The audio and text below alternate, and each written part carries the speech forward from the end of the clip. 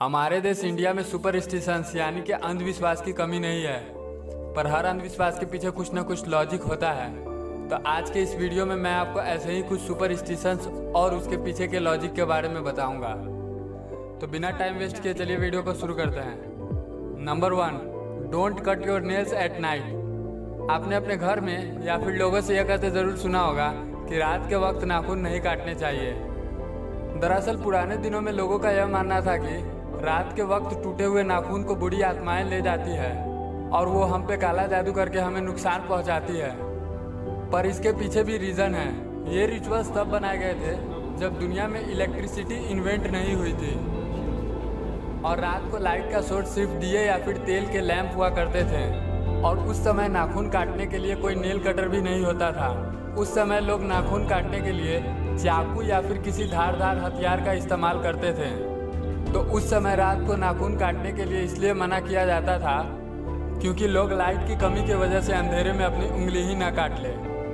Number 2, throwing coin in river. आपने अक्सर देखा होगा कि जब भी आप किसी बस या ट्रेन से सफ़र कर रहे होते हैं और रास्ते में कोई नदी पड़ती है तो लोग उस नदी में सिक्का फेंकना शुरू कर देते हैं। लोगों को लगता है कि यह करना बहुत पुण्य का काम है या फिर गुड लक है।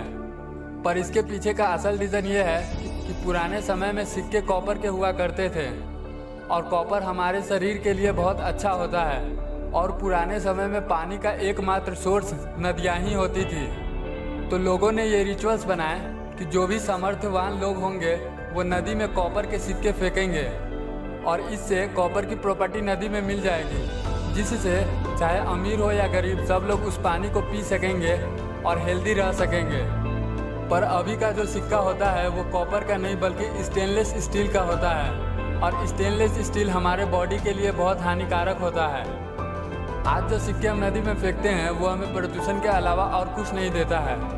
Number 3, don't get here cut on Tuesday.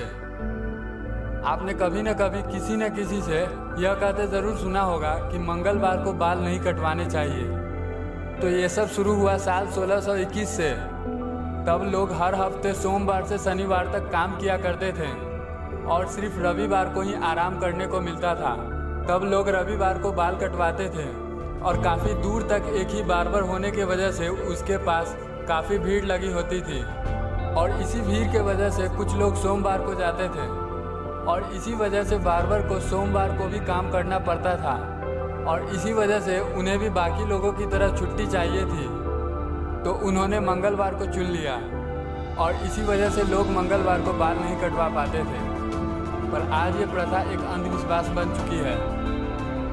Number 4, if mirror breaks it brings bad luck for you.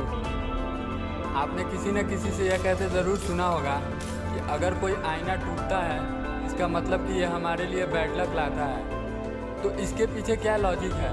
लोग ऐसा क्यों कहते हैं? दरअसल पुराने दिनों में जब आईने की खोज हुई थी तब इसे किसी मैन्युफैक्चरिंग इंडस्ट्री में नहीं बल्कि बड़ी मेहनत से बनाया जाता था और इसीलिए आईने की कीमत काफ़ी ज़्यादा होती थी। ऐसे में जब किसी व्यक्ति से आईना टूटे तो उस व्यक्ति को काफ़ी ज़्यादा कोसा जाता था। लेकिन समय के साथ ये एक प्रथा बन गई और वो प्रथा आज एक अंधविश्वास बन गई है। Number 5, do not clean your home at night. आपने अक्सर देखा होगा कि लोग रात के वक्त अपने घरों की सफाई नहीं करते हैं क्योंकि उनका मानना है कि अगर वो रात के वक्त अपने घरों की सफाई करेंगे तो लक्ष्मी बाहर चली जाएगी।